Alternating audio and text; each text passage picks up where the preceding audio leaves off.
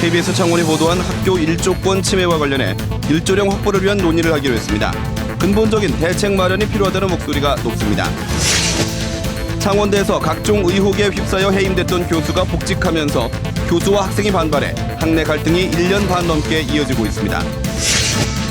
전국시도교육청의 빚이 내년 말 20조 원으로 늘 전망입니다.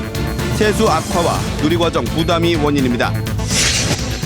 양파 가격이 70% 넘게 올랐지만 들쭉날쭉한 가격 변동 때문에 농가의 불안감이 큽니다.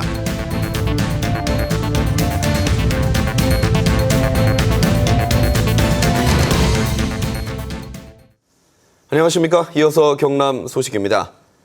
재건축 고층 아파트로 인해 학교의 일조권이 침해를 받게 된다는 KBS 창원 보도와 관련해 교육당국이 대책 마련에 나섰습니다. 건물 높이를 낮추도록 협의하겠다고 했지만 근본적인 대책 마련이 필요하다는 지적도 나옵니다. 차주아 기자의 보도입니다. 학교 바로 앞에 최고 30층짜리 아파트 단지 3곳이 들어설 창원의 한 특수학교입니다. 지금 계획대로 공사가 끝나면 학교 30여 곳에서 하루 4시간도 햇볕을 보기 힘들어집니다. 이런데도 교육청은 아파트 단지 2곳의 건축을 동의했습니다. 나머지 한 곳은 학교 일조량 기준에 못 미쳐 지난 8월 창원교육지원청이 창원시에 부적합 통보를 했지만 추가 협의는 없는 상황입니다. 교육청 쪽을 통해서 학급금 부분에 대해서는 어느 정도의 협의는 과정을 거쳤는데 전체적으로 봤을 때는 이제 다소 좀 미흡한 점이 없지 않아 있을 것 같아요. 학부모 반발이 거세지며 창원교육지원청이 대책 마련에 나섰습니다. 우선은 재건축이 추진되고 있는 아파트 단지의 높이를 현재 24층에서 14층으로 낮추겠다는 겁니다. 또 오는 15일 시행사가 마련한 설명회에서 교육청과 학교 관계자들이 일조량 확보 방안을 논의합니다. 14층으로 낮추면은 어느 정도 만족한다고 판단이 되는데 적합한지 저들 입장에서 충분히 검토해서 해신하도록 그래야겠습니다. 하지만 학교 일조량 규정은 권고사항에 그쳐 학생 건강을 고려한 근본적인 대책이 필요하다는 지적이 나오고 있습니다. KBS 뉴스 차주아입니다.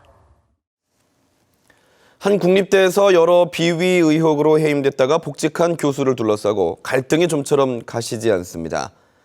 동료 교수들마저 복직을 반대하고 나선 데다 복직한 교수는 반대 교수들을 명예훼손으로 고소했습니다.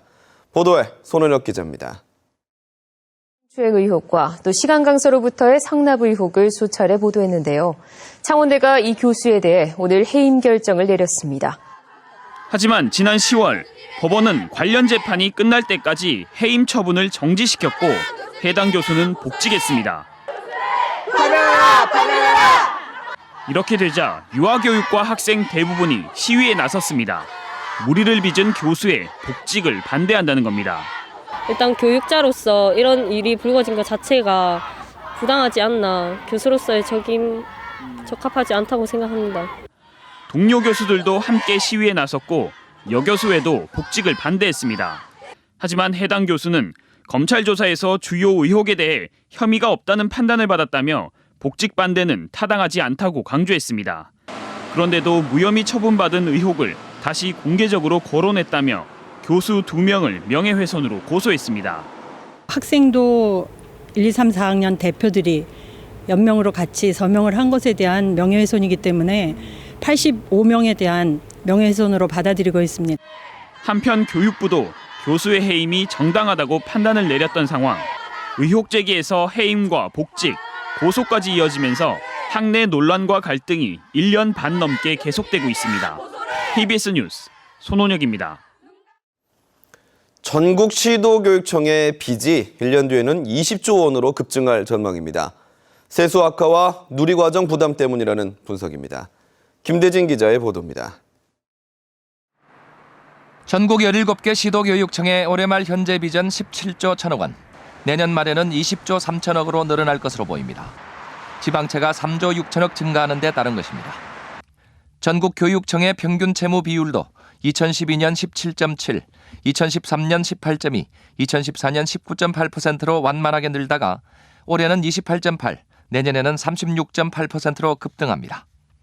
각 교육청별 채무 전망치도 경기 48.4, 서울 29.9, 대구 39.6, 충남 32.6, 경북 36.8, 경남 38.1% 등입니다.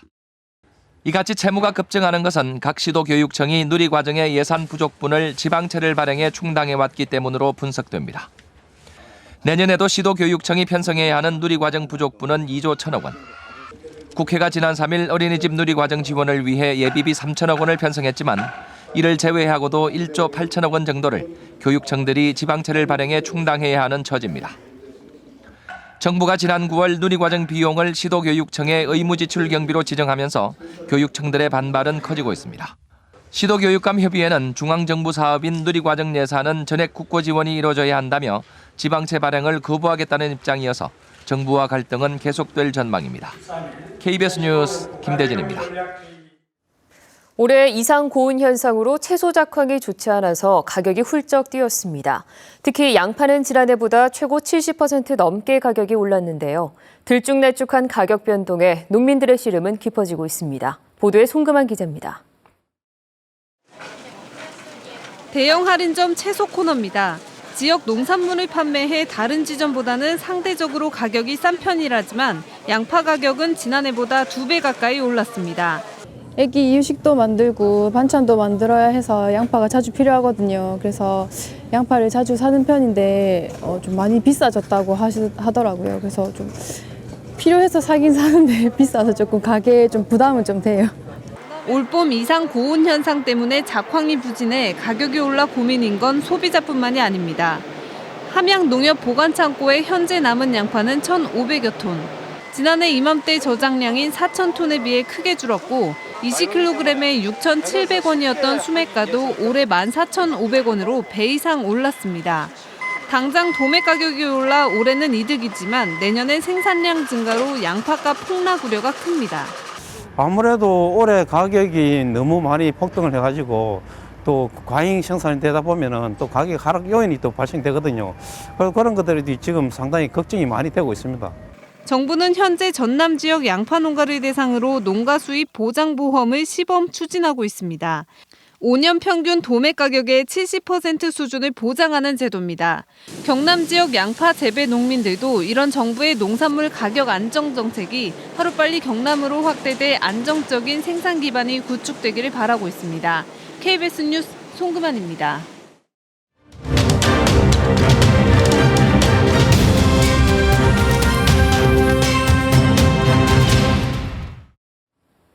KBS 창원 연중기획 100세 경남 새로운 도전입니다. 은퇴 준비를 제대로 하지 못한 중년들은 경제적 또 정신적인 어려움을 겪게 되는데요. 이런 고민들을 연극 무대를 통해 함께 나누며 극복해 나가는 사람들이 있습니다. 조미령 기자가 만나봤습니다. 마케팅 컨설팅 회사 대표로 은퇴한 지 5년 된 김남국 씨. 아파트 대출금 이자 걱정에 심한 우울증으로 자살 충동까지 겪었습니다. 이러한 억울함이나 이 분함이나 이제 박탈감 때문에 세상에서 내가 없어지면 내가 고통으로부터 해방되겠구나. 서울시 인생 이모작 센터에 모인 베이비부머 극단. 연말 뮤지컬 공연 준비가 한창입니다. 내 죄도 크지만 이 세상의 양반님네 탐욕이 나를 내몰았다. 이도저도 아니면 나는 어쩌라고 이 양반아. 연기 지도는 연출가 출신 동기생이 맡았습니다. 가족에 대한 그 외로움, 그다음에 허탈함, 우울증, 그런 사람들을 위해서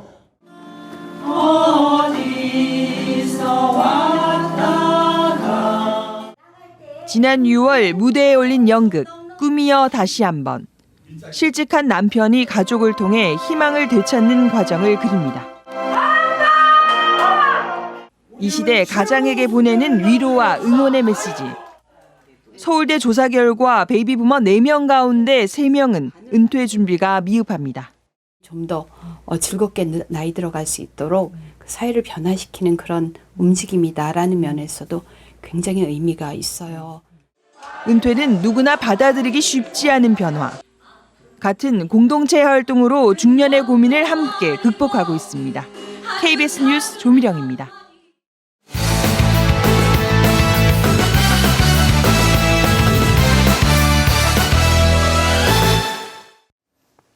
주요 단신입니다. 이동식 크레인이 넘어져 10명의 사상자가 발생한 김해 장유 복합문화센터 신축 공사가 중단됐습니다.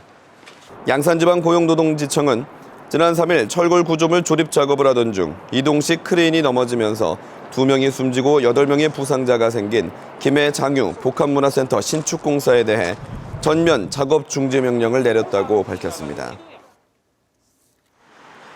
사천시 내년 예산 약 20억 원이 도의회 상임위에서 삭감돼 사업 추진에 빨간불이 켜졌습니다. 도의회 건설소방위원회는 산안면 지방도 확포장공사 2억 5천만 원과 소하천 정비사업 6억 5천만 원 등 6개 사업에 17억여 원을 사업 추진 의지 부족을 이유로 삭감했고, 경제환경위원회도 사천항공우주엑스포 지원비 2억 원을 삭감했습니다. 항공정비사업 MRO 사천 유치를 위한 대정부 건의안이 본회의에서 부결된 데 이어 사업비도 삭감되면서 사천시의 사업 진행에 난항이 예상됩니다. 진주 상평일반산업단지의 불법 입주업체가 152개에 이르지만 행정지도가 미온적이라는 지적이 제기됐습니다. 진주시의회 허정림 의원은 기획경제위원회 행정사무감사에서 지난 2011년 조사한 결과 상평공단 336개 입주업체 가운데 절반에 가까운 152개가 비제조업으로 불법 입주를 한 것으로 나타났다며 이에 대해 진주시가 소극적인 대처를 하고 있다고 지적했습니다. 허정림 의원은 지난 7월 진주시에 대한 경상남도의 종합감사에서도 해당 사항에 대한 지적이 있었다며 진주시의 대책 마련을 촉구했습니다. 마산 로봇랜드 사업의 성공을 염원하는 안전기원제가 오늘 조성사업 현장에서 열렸습니다. 고생 많이 하셨습니다. 오늘 뜻깊은 날이고 경남 소식이었습니다.